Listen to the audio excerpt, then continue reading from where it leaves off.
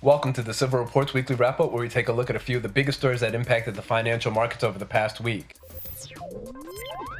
On Monday, the Dow closed down 86 points. New data out of China pointing to their growing trade surplus with the United States sent stocks down on Monday. Not the way investors wanted to kick off earnings season.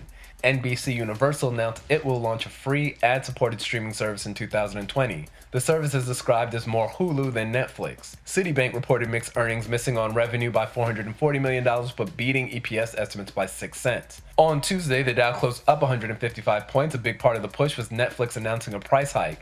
The stock increased on the news. News that occurred after the markets closed: Snap's CFO resigned less than a year into the job. In earnings news, JP Morgan reported a miss on revenue by $100 million and a miss on earnings per share by 23 cents. Wells Fargo beat EPS estimates by a penny but missed on revenue by $770 million. Delta Airlines beat EPS estimates by 3 cents but missed revenue estimates by $30 million. United Continental beat EPS estimates by 45 cents and beat revenue estimates by $130 million.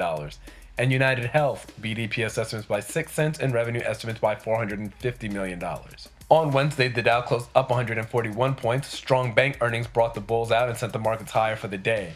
Bank of America kicked off the day reporting an EPS and revenue beat of 7 cents and $390 million respectively. Goldman Sachs reported a blowout quarter, beating EPS estimates by $1.74 and revenue estimates by $580 million. And CSX beat EPS estimates by 2 cents and revenue estimates by $10 million. And in sadder news, Jack Bogle, the founder of Vanguard Funds, the father of index funds, passed away on Wednesday. Our condolences go out to his family. On Thursday, the Dow closed up 162 points. News that the White House is considering ending the China tariffs made investors bullish. In earnings news, Morgan Stanley missed EPS and revenue estimates by 16 cents and $750 million respectively.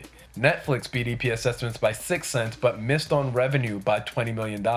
And American Express beat EPS estimates by 6 cents and revenue estimates by $110 million.